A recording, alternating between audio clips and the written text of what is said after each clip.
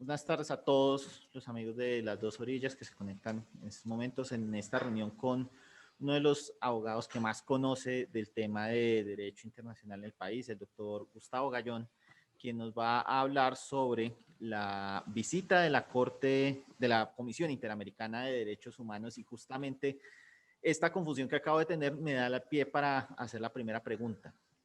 Doctor Gallón, agradeciéndole pues su presencia en este espacio, es sobre cuál es la diferencia entre la Corte y la Comisión Interamericana de Derechos Humanos, porque entre muchas de las personas que han incluso estado en las reuniones con la Comisión parece que que existe esta duda.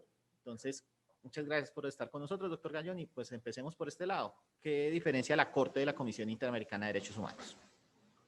Gracias, Juan Manuel. La Comisión y la Corte son los dos órganos del sistema interamericano encargados de supervisar y actuar en relación con el respeto de los derechos humanos y la violación de los derechos humanos cuando ellos ocurren.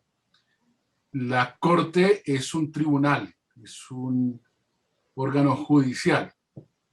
La Corte entonces recibe casos como recibía aquí la Corte Suprema de Justicia, un caso. Lo estudia, lo decide, hace audiencias y falla y declara, pronuncia una sentencia. Eso es la Corte. Para que un caso pueda llegar a la Corte tiene que pasar antes por la Comisión. La Comisión es un órgano, lo llaman cuasi judicial, pseudo judicial. No tiene una plenitud de funciones judiciales, pero sí tiene algunas funciones que son asimiladas a las funciones judiciales. Pero no tiene solamente esas funciones judiciales que ya les voy a mencionar ahorita, sino que también tiene unas funciones de promoción. Entonces, la comisión es un órgano que se mueve con menos rigidez que la Corte. La Corte estudia un caso como lo hace un juez. La comisión tiene una flexibilidad de acción más grande. De un lado, tramita los casos y los estudia como los estudiaría un juez y surte lo que sería la primera instancia. No se llama así, pero ese es el término que usamos en Colombia para situaciones semejantes. Los casos que se vayan a llevar ante la Corte Interamericana tienen que pasar en una primera instancia por la comisión, y la comisión emite al final un informe de responsabilidad, si llega a la conclusión de que es responsabilidad del Estado, y con unas recomendaciones. Si esta recomendación no se cumple, la comisión demanda al Estado cuasi jurisdiccional. En su función de promoción, que es en realidad en la función en la cual está en este momento en Colombia, la comisión promueve el respeto y el cumplimiento de los derechos humanos a través de diversos mecanismos, fundamentalmente a través de informes, a través de pronunciamientos, a través de estudios en esta materia. En síntesis, son dos organismos del sistema interamericano, los dos han sido creados por los estados, esto no se los inventó nadie más, los estados dentro de la Organización de Estados Americanos, y decidieron que hubiera una corte, un tribunal, y además un cuerpo con funciones más amplias, pero digamos subordinado de alguna forma a la máxima autoridad de la Corte, que es la Comisión Interamericana, que también tramita los casos como primera instancia ante la Corte Interamericana y que realiza diversas actividades de promoción, lo cual implica diálogos con los estados, diálogos con las denunciantes, con la sociedad civil, conocimiento de las situaciones de los diversos países. En esa función, la Comisión está aquí haciendo lo que llaman una visita de trabajo, específicamente relacionada con los problemas derivados de la represión en relación con el paro y las protestas sociales que vienen desde abril. Eso lo que nos implica es que esta visita que está adelantando la comisión no necesariamente va a conducir a una investigación o a un proceso contra los responsables de esta represión, ¿sí? Es más o menos lo que le entiendo. ¿Es así? Así es, no necesariamente, es decir, no se deriva necesariamente de ello. La comisión va a producir un pronunciamiento y ese pronunciamiento va a ser importante y se va a mantener en diálogo con las autoridades y se va a mantener en diálogo con organizaciones de la sociedad civil en relación con este problema. Entonces, directamente no, pero indirectamente pueden surgir diversas acciones. Puede haber personas que presenten casos de violación de derechos humanos ante la comisión y que se tramiten, más allá de la visita, de alguna forma independientemente de la visita. Pero puede ser que estimulados por la visita, porque la visita les hizo ver a algunas personas que tenían la posibilidad de hacerlo o lo que fuera, y que en últimas termine en la corte. De otra parte, el seguimiento del asunto por parte de la comisión puede dar lugar a diversos rumbos. Eh, eh,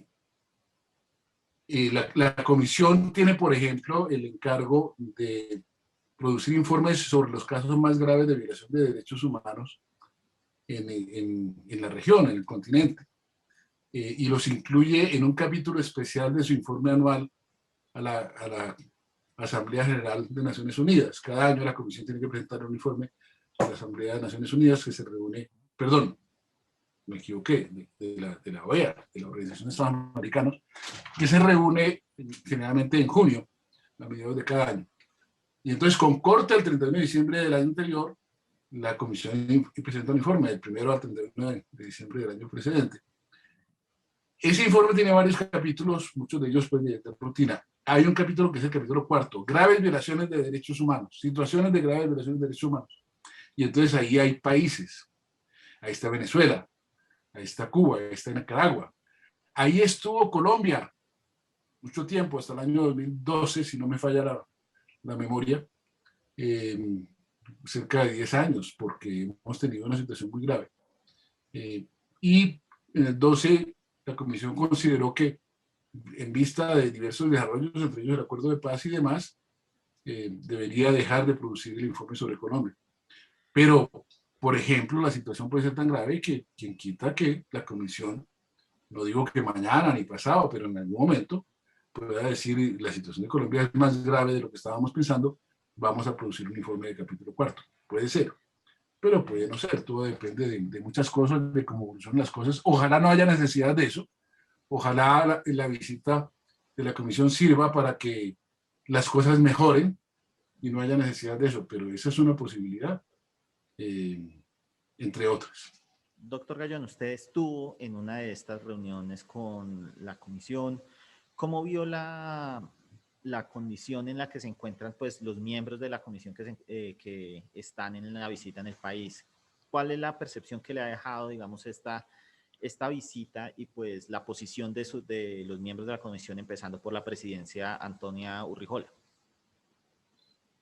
Yo estuve, sí, efectivamente, junto con otras organizaciones en una reunión con la presidenta Antonia Urrejola. Son 3 miembros de la comisión los que están en Colombia, la presidenta y 2 comisionados más, uno de México, uno de nacionalidad mexicana y otro de nacionalidad guatemalteca. Ellos 2 están en Cali. Sí. La reunión nuestra fue con la presidenta de la comisión, fue la única comisionada que estaba, acompañada también de personas de la Secretaría, la Secretaría Ejecutiva adjunta, María Claudia Pulido, 2 personas más de Secretaría, Maximiliano Duarte y una funcionaria adicional, cuyo nombre no conozco, y también el relator sobre libertad de expresión, Pedro Vaca. Ellos también estuvieron presentes en la reunión, pero como comisionada solamente la presidenta Antonia Urrejola. Pues la comisión es muy profesional y la comisión tiene años de trabajo y la hemos visto siempre ser muy, muy profesional en sus actividades y la comisión escuchó, tomó nota, preguntó y bueno, yo no tengo duda de que producirá o tendrá una visión lo más equilibrada posible de la situación en el país y producirá un informe o un pronunciamiento que, repito, debe servir, esperemos que sirva, para mejorar las cosas en el país. Doctor Gallón, hay una pregunta que es bastante difícil, digamos, viendo la situación que se está presentando con la visita, toda la polémica previa que se desató, y pues vemos una comisión pues que está teniendo unas reuniones bastante amplias, como usted mismo lo dice, constatando todas estas situaciones, tanto en Bogotá como en Cali, y pues los recibiendo derechos humanos, Comité del Paro, reuniendo con el gobierno. Entonces, la pregunta es si la situación iba a ser pues tan, entre comillas, sencilla o tan tranquila como lo están siendo estas reuniones. ¿Por qué había tanta reticencia del gobierno a que llegara los comisionados a Colombia? ¿Por qué, por ejemplo, estos retrasos que dio la vicepresidenta Marta Lucía Ramírez pidiendo que la reunión se hiciera el 29 de junio y no como finalmente terminó siendo desde el 6? Ahora yo tengo la misma pregunta, y si usted llega a saber algo sobre eso, le pido el favor de que me cuente, porque sí, la actitud ha sido supremamente rara. Ha habido como 3 momentos, o 4. Primero, un silencio, un desinterés por completo del asunto. Luego, el anuncio de que la vicepresidenta canciller viajaría a Washington para ver cómo se organizaría la visita. Entonces abrió la expectativa de que hubiera visita. Después ya en Washington, declaraciones de la vicepresidenta canciller diciendo que la visita sí, pero no, sí, pero ahora no. Y luego declaraciones del presidente diciendo que se había interpretado mal el no, que entonces la comisión sí vendría. Como 4 momentos, 4 actitudes distintas. Algo pasó. Muchas cosas debieron pasar adentro. Seguramente hay contradicciones dentro del gobierno en relación con este asunto. Seguramente hay presiones de fuera del gobierno, de sectores que puedan influir sobre el gobierno, que han opinado en un sentido o en otro.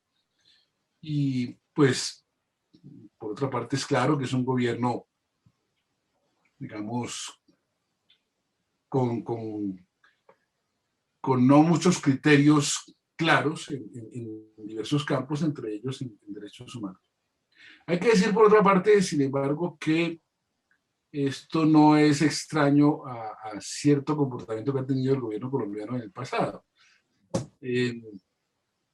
La primera visita de la Comisión a Colombia fue en el 80, fue para hacerle contrapeso a un informe de Amnistía Internacional, que fue muy duro, y entonces el presidente Turbay decidió invitar a la Comisión Interamericana, Los tiempos del valiéndose Estatuto del de hecho de que Seguridad, ¿sí? uno de los miembros de la comisión era colombiano. En los tiempos del Estatuto de Seguridad, ¿sí? En los tiempos del Estatuto de Seguridad, y entonces la comisión vino, el informe no fue tan duro como el de Amnistía Internacional, pero fue duro porque la situación era gravísima, estaban torturando gente, juzgando gente por tribunales militares y todo eso, y eso pues es abiertamente contrario a todo, y la comisión lo dijo, lo tenía que decir y lo dijo.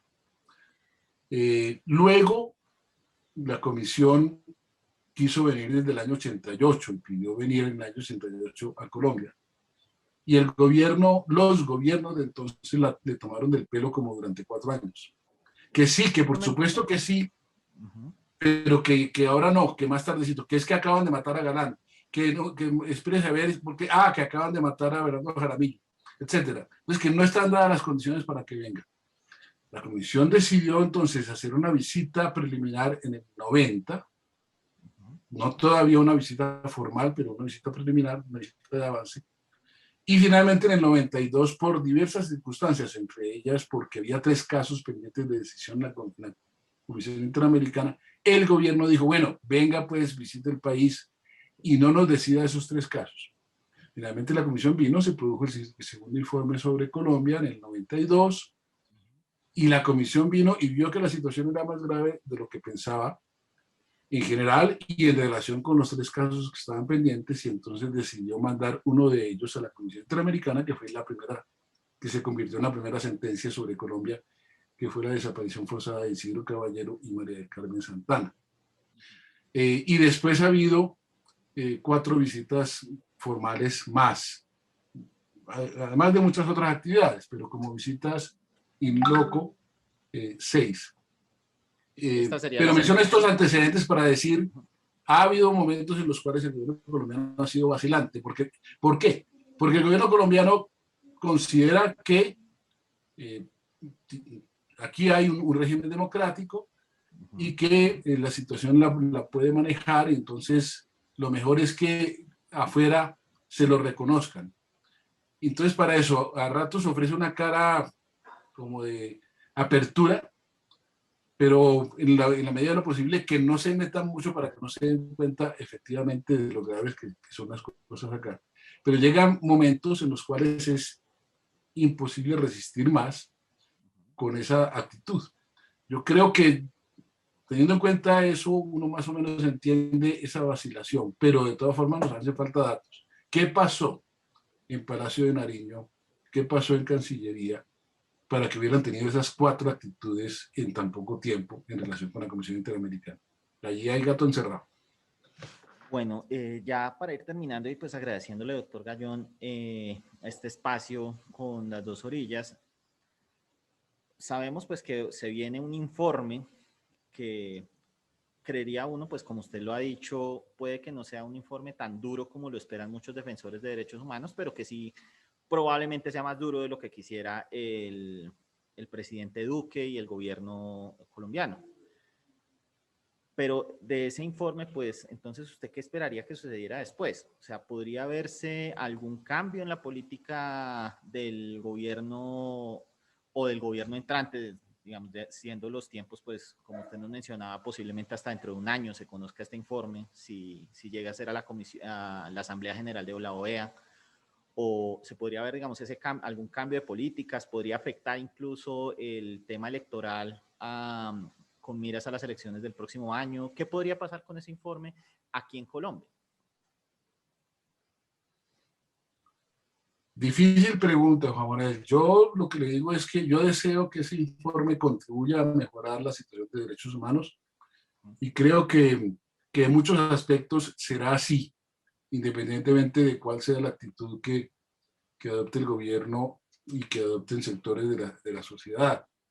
Pero puede contribuir más si esa actitud es positiva. Yo creo que un gobierno inteligente debería tener en cuenta que efectivamente la situación es grave, es delicada, y abrir muy bien los oídos para escuchar y aplicar las recomendaciones que le dé la Comisión Interamericana. Porque la Comisión Interamericana no hace esto para atacar a gobiernos, para afectarlos, para tumbarlos. No, no. La Comisión Interamericana es creada por los propios estados para ayudar a que la democracia se mantenga y que los derechos humanos sean respetados. Entonces, un gobierno inteligente debería actuar en consecuencia. Un gobierno torpe haría lo contrario y estaría tratando de ocultar lo inocultable, porque es que las violaciones de derechos humanos se notan y se perciben, y en situaciones como esta se perciben mucho más. Así que eh, yo hago una invitación a que las autoridades se corrijan en ese sentido, tanto el gobierno como los órganos de control. Y al respecto quisiera decir, se ha puesto en evidencia en estas circunstancias la ausencia de independencia, la ausencia de control de parte de los órganos de control que tanto se necesita. Son órganos creados para la protección de las personas, no para, pues claro, también para el respeto al gobierno y demás, pero están actuando como ministerios, están actuando como funcionarios de gobierno. La Procuraduría está abriendo investigaciones contra congresistas que han intercedido en favor de personas perseguidas judicialmente en relación con el paro, contra alcaldes. Eso es inaudito, eso es inadmisible.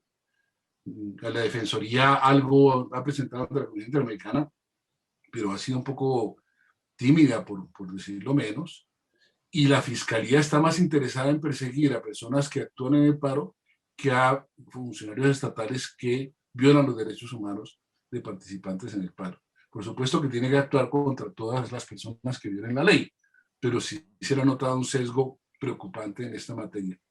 Y entonces, en síntesis, volviendo a su pregunta, yo hago una invitación a que tanto el gobierno, que ha tenido resistencias en esta materia, como los órganos de control que se han desviado en sus funciones, corrijan el rumbo por el bien de ellos mismos, por el bien de esas instituciones, pero sobre todo por el bien de la población colombiana, que requiere que haya un respeto a los derechos humanos, sin dejar de velar, por supuesto, también por el hecho de que la gente y los participantes de las manifestaciones y mucha otra gente que se ha mezclado en ellas no vulneren los derechos de las personas. Ha habido muchas vulneraciones innegables, reprochables, inadmisibles, que por supuesto hay que evitar y proteger también. Pero ante todo, lo que no se puede permitir es que las autoridades colombianas atropellen a la ciudadanía. Y esta decisión del gobierno, y permítame aprovechar estos momentos para decirlo, de ordenar la asistencia militar, ordenar que el ejército intervenga en este tipo de situaciones es gravísima, porque los ejércitos no están hechos para enfrentarse a la ciudadanía, los ejércitos están hechos para la guerra, y no se le puede dar a la ciudadanía el tratamiento de un contrincante bélico, de un combatiente bélico. Eso es un error mayúsculo, mayúsculo, que el gobierno está en mora de corregir y debe hacerlo cuanto antes. Y eso lo va a ver y lo va a decir la Comisión Interamericana, y lo va a ver y lo va a decir la Corte Constitucional, y también la Corte Suprema de Justicia en muchos aspectos. Entonces, en síntesis, lo mejor es que el gobierno, las autoridades y los organismos de control aprovechen esta oportunidad como un espejo para verse reflejados como son y para corregir sus actuaciones de tal forma que su silueta luzca bien frente a ese espejo. Pero voy a ser un poco contundente de pronto con esta pregunta. ¿Cree probable que realmente se vean? Porque por la situación que usted nos pinta, no parece tan probable que haya esa reflexión interna dentro del gobierno nacional. Uno como defensor de derechos humanos nunca pierde la esperanza. Si la perdiera no estaría en esto. La situación es dura, ha sido muy dura durante años en Colombia, y pues hay que perseverar en lograr y esperar que las autoridades terminen tomando el rumbo que es, por una razón o por otra, por convicción o por conveniencia, pero que los derechos, perdón, se respeten, a pesar de que sí hay mucha resistencia en esa materia y no hay que ser ilusos, pero hay que seguir insistiendo en ese aspecto y algo se logra. Bueno, muchas gracias al abogado Gustavo Gallón, defensor de derechos humanos, también un experto en derecho internacional, por estar en este espacio en las dos orillas. Y también muchas gracias a todas las personas que nos están viendo. Nos encontraremos en una próxima oportunidad.